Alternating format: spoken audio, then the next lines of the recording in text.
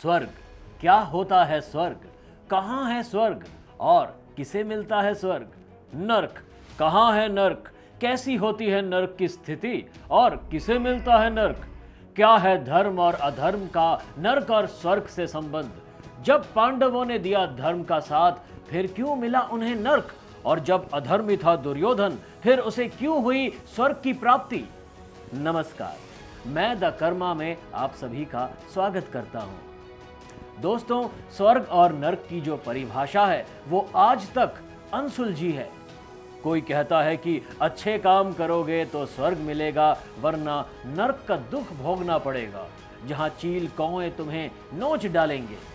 हालांकि धर्म से जुड़ा स्वर्ग, अधर्म से जुड़े नर्क को ना तो आज तक किसी ने देखा और न ही समझा, लेकिन हमारे पुराणों में स्वर्ग, नर्क, धर्म और अधर्म का खूब जिक्र मिलता है, खासकर महाभारत में। दोस्तों, स्वर्ग और नर्क से जुड़ी कहानी महाभारत के महाप्रस्थानिका पर्व में मिलती है, जिसकी शुरुआत 18 दिनों तक चले विनाशकारी महाभारत युद्ध से होती है, जिसमें ना जाने कितने वीरों ने अपनी जान की कुर्बानी दी थी। इस युद्ध के बाद अपने 100 पुत्रों के लाश पर आंसू बहाने वाले धृतराष्ट्र और गांधारी को महल का सुख अच्छा नहीं लगा और वे दोनों कुछ समय बाद हस्तिनापुर के विराट महल को छोड़ जंगल में रहने लगे। दूसरी ओर यदुवंशियों और भगवान कृष्ण पर गांधारी के श्राप का कहर टूटता है और उनका अस्तित्व भी धीरे धीरे मिटने लगता है। अंत में श्री कृष्ण भी इस पृथ्वी से अपनी लीलाओं को समाप्त कर स्वर्ग लोक चले जाते हैं। भगवान कृष्ण के अंत से पांडव इतना दुखी होते हैं कि वे भी अब इस संसार को छोड़ने का मन बना डालते हैं। करीब 36 साल तक राज करने के बाद पांडवों को ये लगने लगता है कि धरती पर उनका कार्य अब समाप्त हो चुका है और उन्हें अब पृथ्वी छोड़ देना चाहिए। दोस्तों, पांडवों का यही विचार स्वर्ग की उनकी अंतिम यात्रा बनती है, जिनमें एक कुत्ता मिलता है और एक लाल सागर भी। इंद्रदेव से मुलाकात भी होती है तो नर्क का वो लोग भी जहां लाशें ही लाशें दिखाई देती हैं। दोस्तों, स्वर्ग की यात्रा पर निकलने से पहले युधिष्ठिर युयुत्सु को बुलाकर पूरे हस्तिनापुर की देखरेख का काम सौंपते हैं और अभिमन्यु के पुत्र परीक्षित का राज्याभिषेक करते हैं और इसके बाद पांडव स्वर्ग की ओर निकल पड़ते हैं। लेकिन हस्तिनापुर से निकलने के बाद उनके पीछे एक कुत्ता भी चलने लगता है, जिसे देख युधिष्ठिर को छोड़ सब हैरान हो जाते हैं। सबकी इस हैरानी पर युधिष्ठिर उन सबको उस कुत्ते के बारे में बताते हुए कहते हैं कि यह कुत्ता मेरा स्वामी भक्त कुत्ता है और मेरे साथ स्वर्ग तक जाएगा। हस्तिनापुर से पांडवों की शुरू हुई ये यात्रा धीरे धीरे आगे बढ़ती हैं और लाल सागर तक जहां पहुंचती हैं, जहां अर्जुन के सामने अग्निदेव प्रकट होते हैं और कहते हैं कि हे अर्जुन, इस गांडीव के मोह को अब तुम छोड़ दो, क्योंकि अब तुम स्वर्ग की यात्रा पर निकल चुके हो।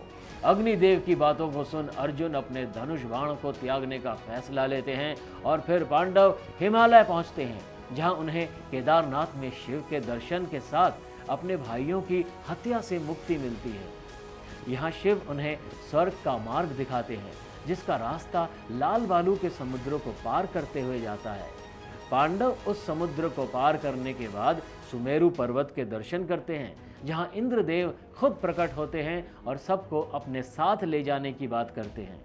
हालांकि युधिष्ठिर इंद्रदेव के इस प्रस्ताव को अस्वीकार करते हुए कहते हैं, हे देवेश, अब यहाँ हम अपने कर्मों को भोगने आए हैं और आप हमें हमारे हाल पर छोड़ दें। हम सब खुद चलकर स्वर्ग का सफर तय करेंगे। युधिष्ठिर की इन बातों को सुन इंद्रदेव प्रसन्न होते हैं और वहां से चले जाते हैं। दोस्तों, पांडवों की स्वर्ग की यह यात्रा अब अपने अंतिम दौर में होती है। बद्रीनाथ के पास सरस्वती नदी को पार करना द्रौपदी के लिए थोड़ा मुश्किल से भरा होता है, इसलिए भीम उस नदी में एक बहुत बड़ा पत्थर डाल देते हैं, जिसके जरिए द्रौपदी उस नदी को पार करती है। कहा जाता है माड़ गांव में आज भी यह चट्टान मौजूद है, जिसे वर्तमान में भीम पुल के नाम से भी जाना जाता है। सरस्वती नदी से कुछ दूर चलने के बाद द्रौपदी एक जगह पर लड़खड़ाकर गिर जाती हैं।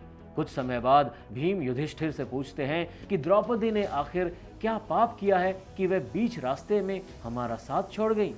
तब युधिष्ठिर भीम को बताते हैं और कहते हैं कि द्रौपदी हम पांडवों में से सबसे ज्यादा अर्जुन से प्रेम करती थी।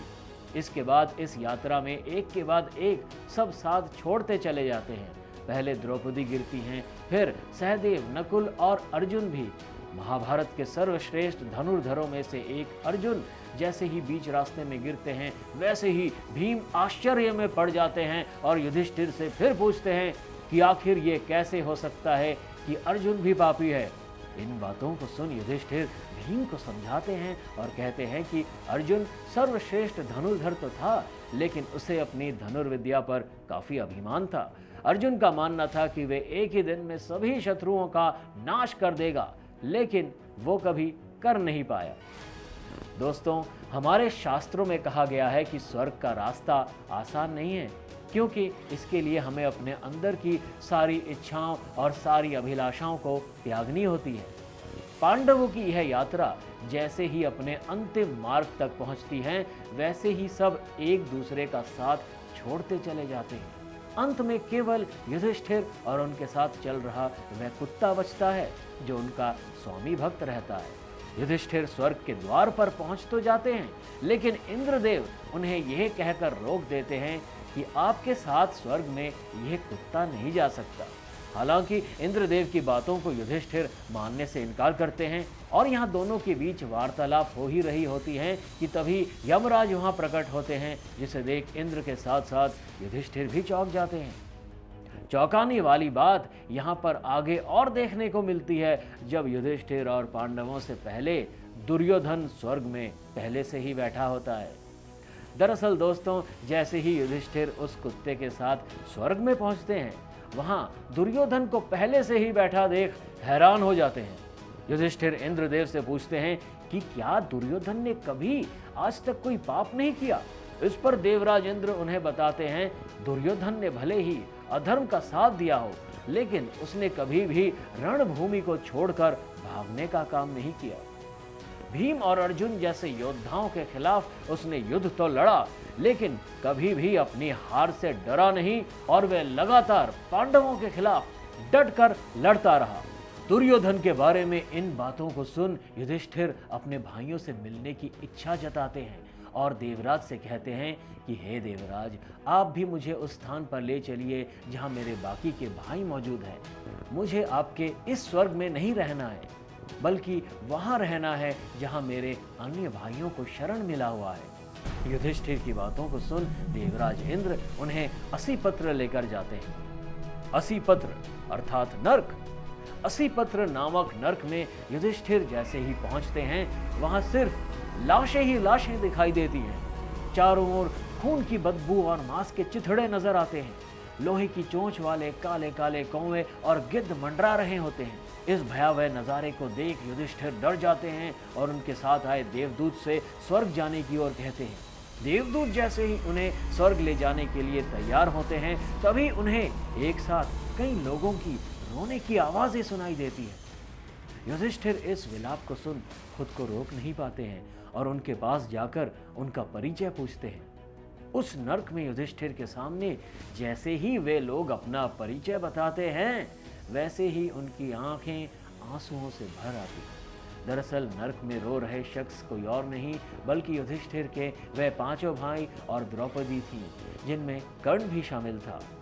नर्क लोक में अपने सामने घट रही इन घटनाओं से युधिष्ठिर का मन भ्रमित हो जाता है और वहां पहुंचे देवताओं से पूछते हैं, आखिर ये क्या हो रहा है? तभी इंद्र युधिष्ठिर को बताते हैं कि एक बार आपने छल से अश्वत्थामा के मरने की बात कहकर गुरु द्रोण का वध करवाया था, जिसकी वजह से आपको भी ये नर्क देखने का नसीब हुआ। लेकिन हे धर्मराज, आप चिंता मत करिए। आप देव नदी गंगा में स्नान करने के बाद स्वर्गलोक चलिए। वहां आपके भाइयों के साथ साथ महाभारत के अन्य वीरों को जगह दे दी गई है। इंद्र की बातों को मान धर्मराज युधिष्ठिर देवगंगा नदी में अपने शरीर का त्याग करते हुए एक दिव्य आत्मा का रूप धारण करते हैं। जिसके बाद इंद्रदेव उन्हें उस जगह पर ले जाते हैं जहां भगवान कृष्ण के साथ अर्जुन और सभी पांडवों के अलावा कर्ण और महाभारत के सभी वीर मौजूद रहते हैं। इस मनमोहक नज़ारे को देख युधिष्ठिर इंद्रदेव को धन्यवाद देते हैं और अपने सगे संबंधियों के साथ रहने लगते हैं। तो दोस्तों, ये उस नर्क और स्वर्ग की कहानी है जिसकी व्याख्या हमें पांडवों की उस अंतिम यात्रा से मिलती है जो अपने अपने कर्मों के हिसाब से स्वर्ग के साथ साथ नर्क का भी दुख भोगते हैं। वैसे आप क्या सोचते हैं पांडवों की अंतिम यात्रा और स्वर्ग नर्क से जुड़ी बातों को लेकर? कमेंट बॉक्स में ज़रूर बताएं और वीडियो पसंद आया हो तो इसे लाइक और शेयर करने के साथ साथ चैनल को सब्सक्राइब करना ना भूलें।